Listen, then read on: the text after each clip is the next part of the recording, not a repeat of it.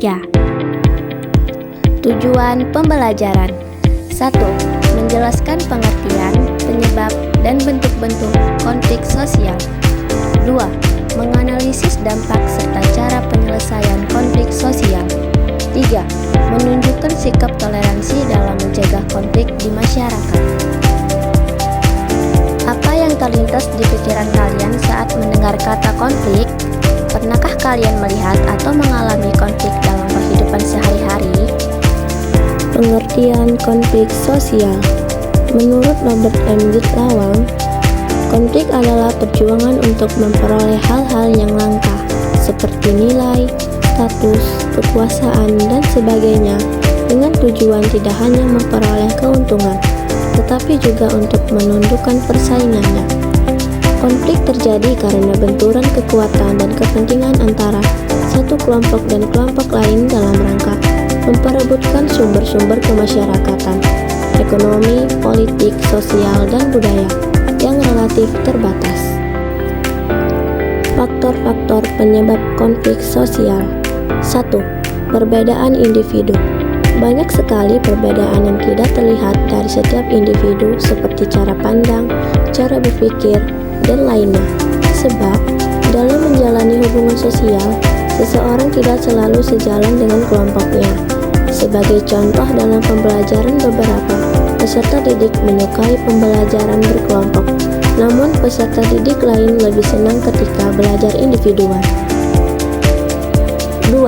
Perbedaan latar belakang kebudayaan. Lingkungan kebudayaan yang berbeda-beda dapat menjadi sumber konflik sosial. Berbagai kelompok kebudayaan bisa saja memiliki nilai-nilai dan norma-norma sosial yang berbeda-beda. Perbedaan-perbedaan inilah yang dapat mendatangkan konflik sosial, sebab kriteria baik dan buruk suatu kebudayaan tidak dapat dilihat dari sudut yang sama. 3. Perbedaan kepentingan. Perbedaan kepentingan dapat terjadi di bidang ekonomi, politik, dan sebagainya. Hal ini terjadi karena setiap individu memiliki kebutuhan dan kepentingan yang berbeda. Konflik akibat perbedaan kepentingan ini dapat pula menyangkut bidang politik, ekonomi, sosial, dan budaya. 4. Perubahan-perubahan nilai yang cepat. Perubahan yang terjadi sangat cepat dapat menjadi konflik. Sebagai contohnya, kawasan pedesaan yang berubah menjadi kawasan industrial, maka akan terjadi berbagai perubahan besar karena masyarakat di sekitarnya tidak siap menerima perubahan. Dampak konflik sosial. 1. Meningkatkan solidaritas anggota kelompok. Perlawanan yang dilakukan untuk meraih kemerdekaan tidak menghiraukan perbedaan suku, agama, organisasi politik, dan sebagainya. Mereka bahu-membahu melawan pemerintah kolonial. Dampak positif terjadinya konflik dengan kelompok lain justru dapat meningkatkan solidaritas sesama anggota kelompok yang sedang mengalami konflik dengan kelompok lain. 2. Retaknya hubungan antar individu atau kelompok.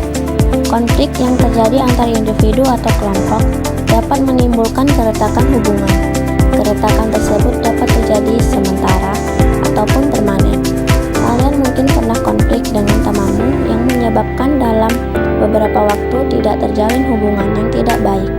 Namun, karena kemudian saling menyadari kesalahan, kalian akhirnya saling memaafkan. 3. Terjadinya perubahan kepribadian para individu. Perubahan kepribadian dapat terjadi pada kedua belah pihak yang mengalami konflik.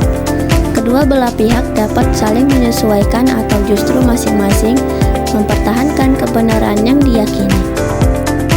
4. Rusaknya harta benda dan bahkan hilangnya nyawa manusia. Konflik yang berujung pada kekerasan fisik dapat menyebabkan kerusakan dan hilangnya nyawa manusia. Sebagai contoh, konflik yang diakhiri dengan peperangan. 5. Terjadinya akomodasi, dominasi, bahkan penaklukan salah satu pihak yang terlibat pertikaian. Adanya konflik dapat menyebabkan suatu pihak menjadi dominan dan menghalalkan segala cara. Namun, ada beberapa akomodasi yang dilakukan sebagai bentuk penyelesaian konflik yang meningkatkan solidaritas dan mengesampingkan konflik yang terjadi. konflik sosial.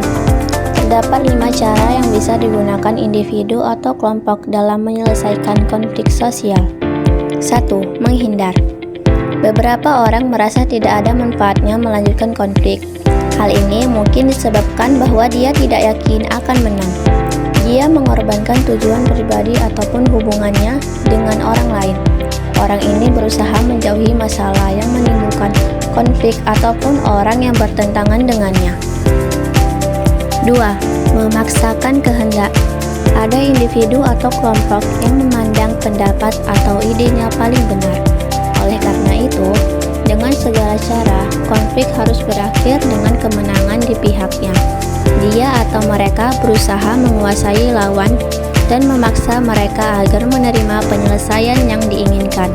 Kepentingan pribadinya dianggap paling penting, sedangkan hubungan dengan orang lain kurang begitu penting. 3. Menyesuaikan keinginan orang lain. Beberapa individu ingin diterima dan disukai orang lain. Ia merasa bahwa konflik harus dihindari demi keserasian. Ia mengorbankan tujuan pribadi untuk mempertahankan hubungan dengan orang lain. 4. Tawar-menawar. Dalam proses tawar-menawar, individu akan mengorbankan sebagian tujuannya dan meminta lawan konflik mengorbankan sebagian tujuannya juga. 5. Kolaborasi.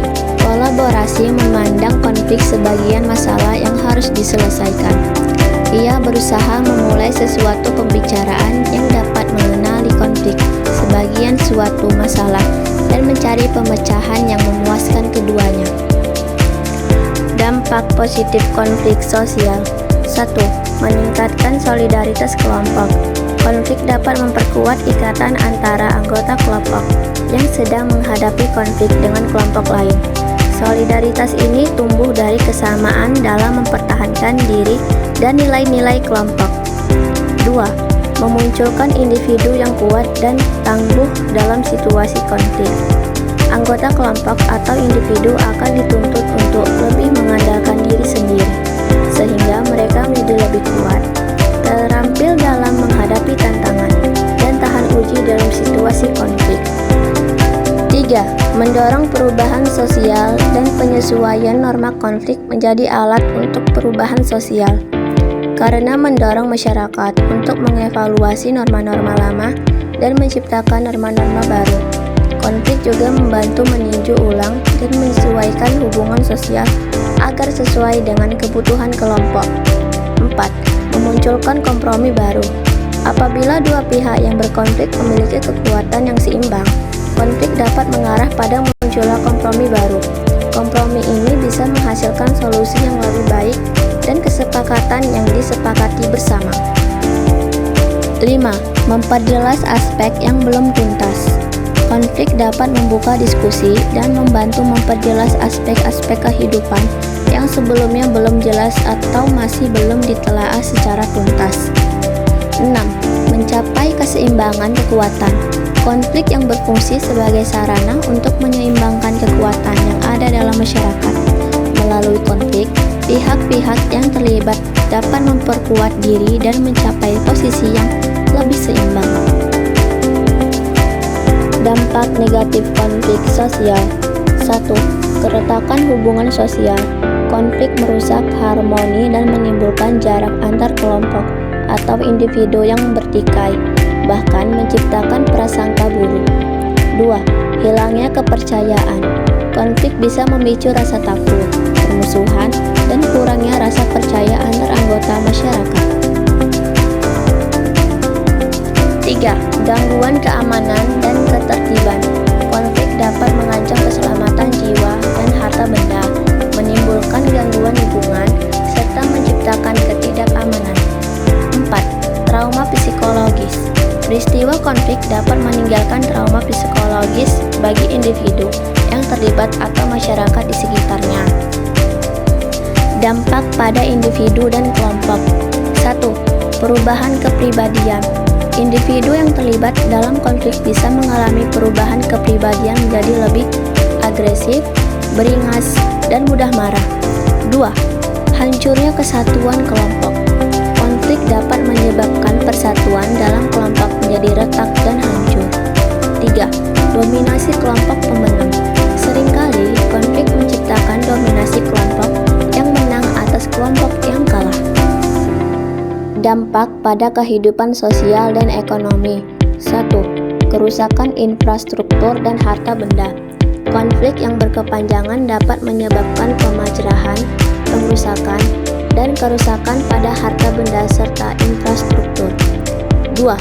Hambatan pembangunan. Konflik mengganggu jalannya aktivitas ekonomi dan pembangunan, menghambat pendapatan, serta menurunkan kualitas hidup masyarakat. 3. Hilangnya nilai dan norma sosial. Konflik juga dapat mengancam dan merusak nilai serta norma yang berlaku di masyarakat.